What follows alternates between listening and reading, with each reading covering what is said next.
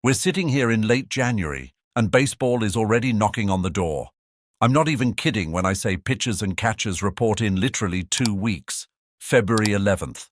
That's when the Toronto Blue Jays kick things off down in Dunedin, Florida. And honestly, after everything that went down this offseason, I cannot wait to see what this team actually looks like on the field. So here's the thing. The roster is basically set at this point. Unless Ross Atkins pulls some absolute rabbit out of his hat with a last-minute trade or finds some veteran sitting in free agency willing to take peanuts, what you see is what you're getting for 2026. And that's exactly why right now is the perfect time to break down what this team is actually going to look like when they take the field. Let's start behind the plate, because this might actually be one of the most interesting positions on the entire roster. Alejandro Kirk is your guy. After catching 111 games last year and putting up a 4.7 FWAR, which was second best among all catchers, Kirk isn't just the starting catcher, he's the catcher. The dude had a career year, and now the pressure is on to prove that wasn't a fluke. Remember what happened after his breakout 2022? Yeah, he regressed. Hard. So can he do it again? That's the million-dollar question. Behind Kirk, you've got Tyler Heineman, who quietly had himself a pretty solid year as the backup. Career highs across the board, 2-win player according to FWAR. Not bad for a guy most people probably couldn't pick out of a lineup.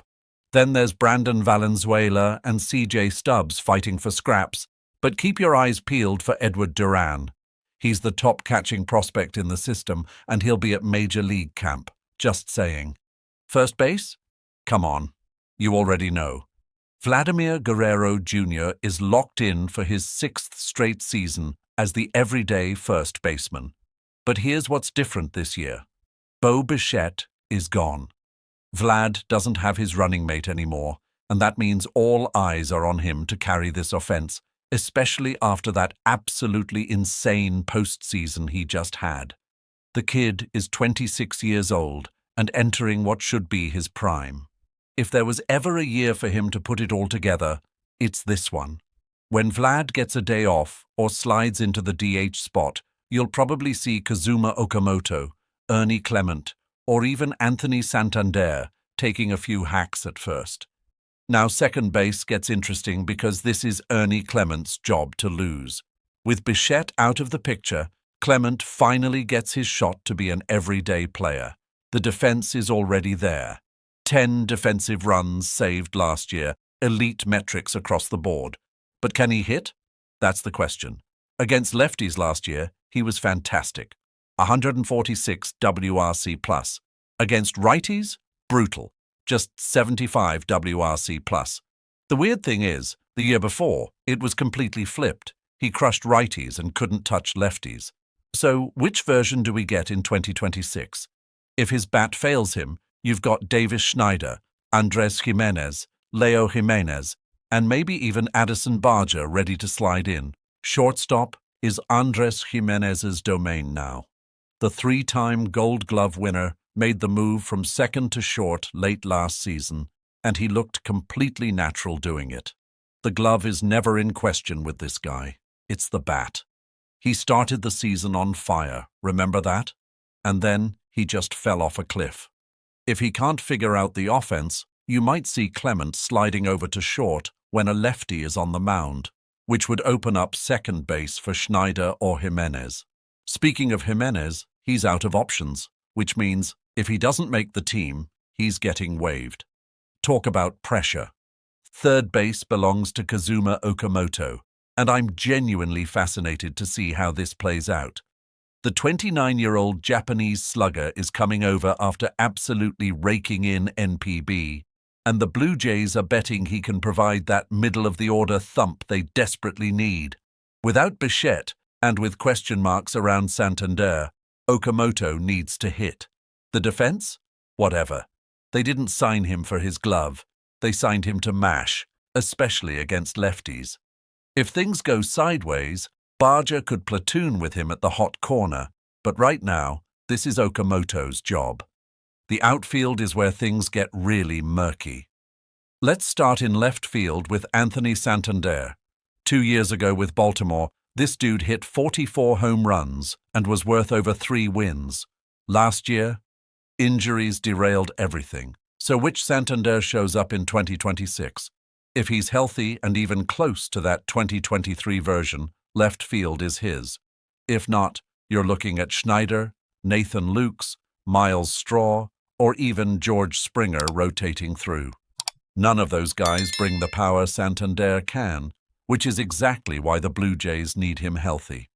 Center field is Dalton Varsho's spot, but he's got to stay on the field.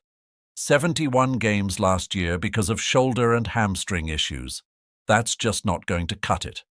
When healthy, Varsho is an elite defender and showed some serious pop last year with a career-high .548 slugging percentage. If that power sticks and he plays 140-plus games, you're talking about one of the best all-around center fielders in baseball. Straw is there as insurance, but nobody wants to see him getting regular at-bats because of his offensive limitations. Right field is where Addison Barger gets his chance to shine. If the Blue Jays had signed Kyle Tucker, Barger would have been a utility guy. Instead, he's got the runway to establish himself as an everyday right fielder. He slugged .480 against righties with a 115 WRC plus last year. The problem? Lefties absolutely ate him alive.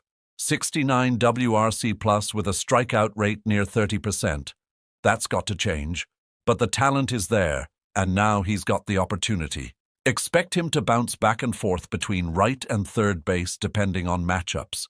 George Springer is your primary DH, and after posting a 166 WRC plus last year, third best in all of baseball behind only Aaron Judge and Shohei Ohtani, why would you put him anywhere else?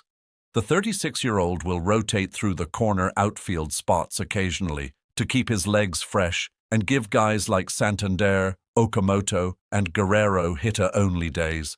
But make no mistake, Springer's main job is to rake as the designated hitter. The rotation is absolutely stacked on paper. Dylan Cease, Kevin Gausman, Shane Bieber, Trey Yesavage, and then the fifth spot is up for grabs between Cody Ponce, Jose Barrios, and Eric Lauer. But here's what's different this year. The Blue Jays are 7 starters deep. 7. That hasn't been the case in years. If someone gets hurt in spring training, they're covered. If Bieber needs extra time ramping up in his first full season post-Tommy John, they're covered. If they want to limit Yesavage's innings after he rocketed through the minors last year, they're covered. Bowden Francis, Adam Macko, Lazaro Estrada, Chad Dallas, and Ricky Tiedemann are all waiting in the wing. The bullpen is where things get complicated. You've got locks in Jeff Hoffman, Louis Varland, Yimi Garcia, Tyler Rogers, and probably one of Ponce or Lauer as the multi-inning guy. That's 5 spots, 3 left.